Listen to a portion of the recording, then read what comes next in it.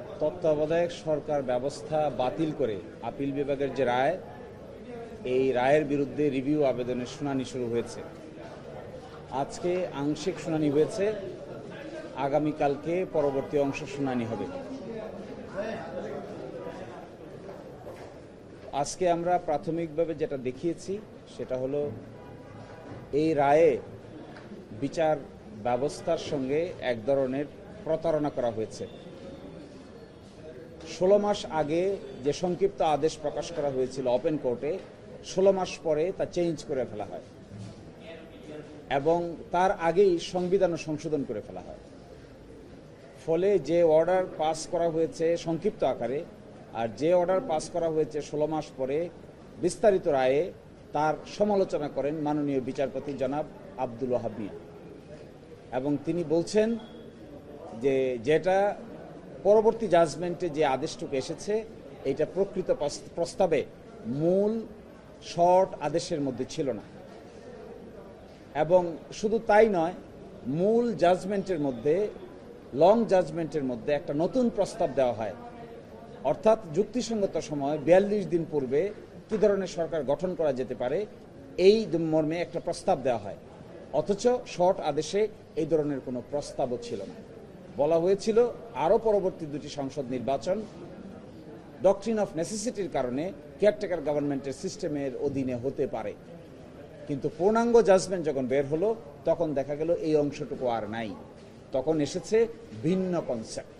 এই জন্য আমরা বলেছি এটাকে আইনের ভাষায় বলে কমিটেড ফ্রড আপন দি অ্যাডমিনিস্ট্রেশন অফ জাস্টিস, বিচারিক ব্যবস্থার উপর প্রতারণা করা হয়েছে। আর সেকেন্ড কথা হলো, আমরা এটাও বলেছি যে ডেমোক্রেসি এবং ফ্রি ফেয়ার ইলেকশনস আর ইনসেপারেবল টুইন। এটি দুটো হলো যমজ শিশুর মতো, একটা ছাড়া আর একটা অর্থহীন। গণতন্ত্র নিরপেক্ষ অবাধ নির্বাচন ছাড়া অর্থহীন। একটাকে যদি আলাদা করে দেওয়া হয় তাহলে আরেকটার কোনো মূল্য থাকে না। মাতৃজঠরে দুটা শিশু যেমন জড়িত থাকে, একটাকে যদি নষ্ট করে ফেলেন আরেকটা জীবিত থাকতে পারে না। একইভাবে গণতন্ত্রকে যদি অবাধ সুষ্ঠু নিরপেক্ষ নির্বাচন থেকে আলাদা করে ফেলা হয় তাহলে এটি জীবিত থাকতে পারে না।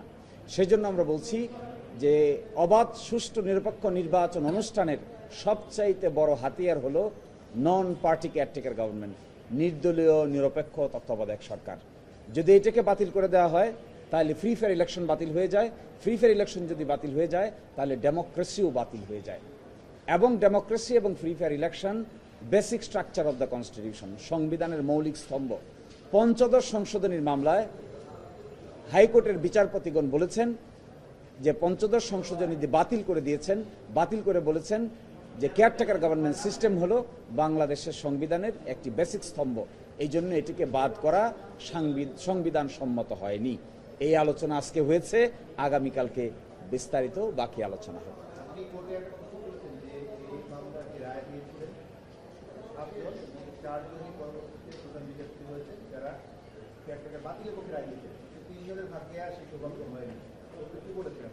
আমি বলেছি যে এই মামলার রায়ে 7 জন বিচারপতি ছিলেন, 4 জন বাতিলের পক্ষে বলেছেন, 3 জন রাখার পক্ষে বলেছেন।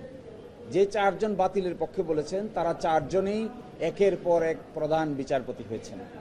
কিন্তু যারা বাতিলের বিপক্ষে বলেছেন, অর্থাৎ কেয়ারটেকার গভর্নমেন্ট রাখার পক্ষে বলেছেন, তাদের একজন হওয়ার কথা নয়, বাকি 2 জন আর কেউ বাংলাদেশের প্রধান বিচারপতি হতে পারেননি, যদিও তাদের প্রধান বিচারপতি হওয়ার সকল যোগ্যতা ছিল।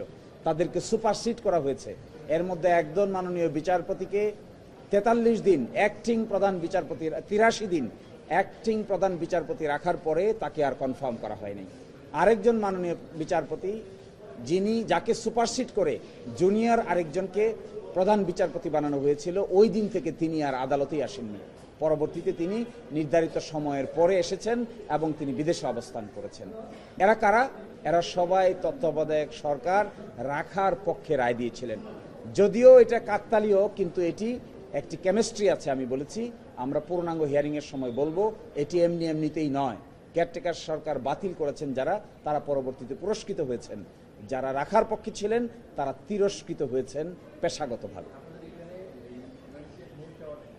আমরা বলেছি এটা দেখেন, এই বিচার প্রক্রিয়ার সঙ্গে হাইকোর্ট থেকে আপিল বিভাগ পর্যন্ত মোট 14 জন বিচারপতি জড়িত ছিলেন।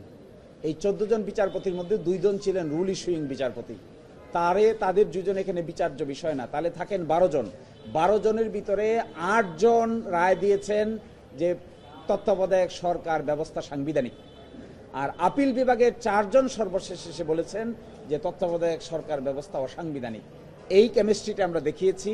যদি সুপ্রিম কোর্টের বিচারক হিসাব করা হয় হাইকোর্ট এবং সুপ্রিম কোর্টে মিলে, তাহলে 8 জনই ছিলেন রাখার পক্ষে, আর 4 জন শুধু আপিল বিভাগের বিচারপতিরা, তারা ছিলেন না রাখার পক্ষে।